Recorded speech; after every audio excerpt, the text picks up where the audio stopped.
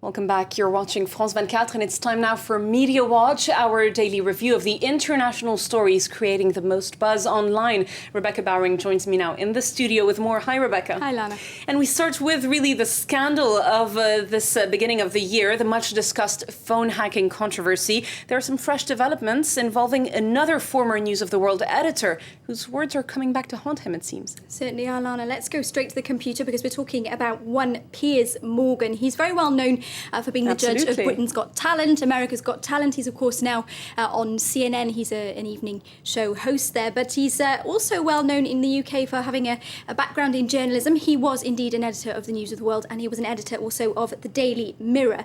Now, he's been, we could say, under fire. Certainly there's been some controversy surrounding practices that may or may not have been used during his watch at those two papers. He's been denying any links all week, but now an audio tape has come to light that could put some pressure on him. So we're looking here at the influential Daily Beast website. Morgan admits dodgy practices, it says. In fact, he was featured on a BBC 4 radio programme called Desert Island Discs, which was a long-running show back in 2009, and presenter Kirsty Young asked him a couple of difficult questions about his history. She said, what about this nice middle-class boy who would have to be dealing with essentially people who rake through people's bins for a living? Talking about the gutter press, as it's known. She said, people who tap phones, take secret photographs and do all that nasty down in the gutter stuff. How do you feel about that?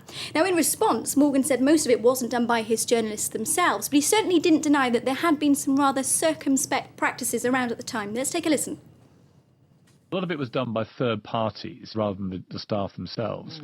That's not to defend it, because obviously you were running the results of their work. I'm quite happy to be parked in the corner of tabloid beast and to have to sit here defending all these things I used to get up to. And I make no pretense about the stuff we used to do. I simply say the net of people doing it was very wide and certainly encompassed the high and the low end of the supposed newspaper market.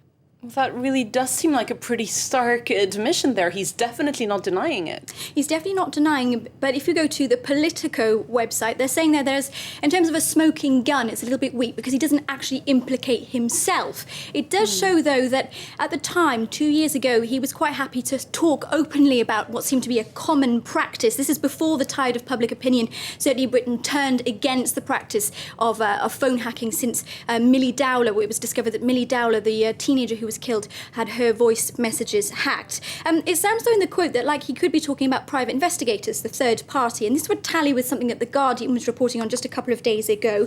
A City Slicker reporter who had worked for the Daily Mirror called James Hipwell, he claimed that phone hacking was widespread, and he actually offered to give information to David Cameron's public inquiry about that.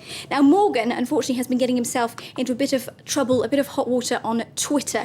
He's very active on Twitter. Has he reacted directly to these accusations? He certainly has. He's reacted several times just today, but he's also found himself in the midst of a bit of an argument, we could say, with quite a high-profile blogger in the United Kingdom. I'm just scrolling down to find a couple of the quotes that he's actually said that I'll make no further comment on this Hackgate nonsense and calls them lying smearers. Let's look at his foe, Guido Fawkes. Now, this gentleman, he has been mounting a sort of one-person crusade to get Morgan held to account for everything that's been going on, and he points out on his blog here that Piers heard their tears. He mentions a dispute that was listened in on at the Daily Mirror between Sir Paul McCartney and Heather Mills. So he says that, and he says that essentially journalists were listening to the conversation and laughing at it in the newsroom. So he certainly believes he's got plenty of dirt to dish on this particular gentleman.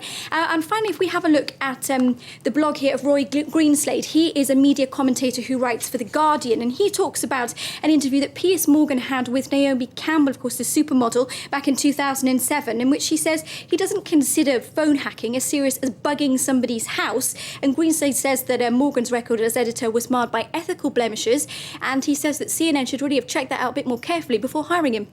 Well, it certainly seems like one of TV's biggest stars of the moment there is in some serious rolling and rolling, hot water. It's really the scandal that keeps on giving. Thanks very much for being with us, Rebecca Bowring. That was Media Watch on France 24. Do stay tuned. A fresh news update is coming up in a couple minutes.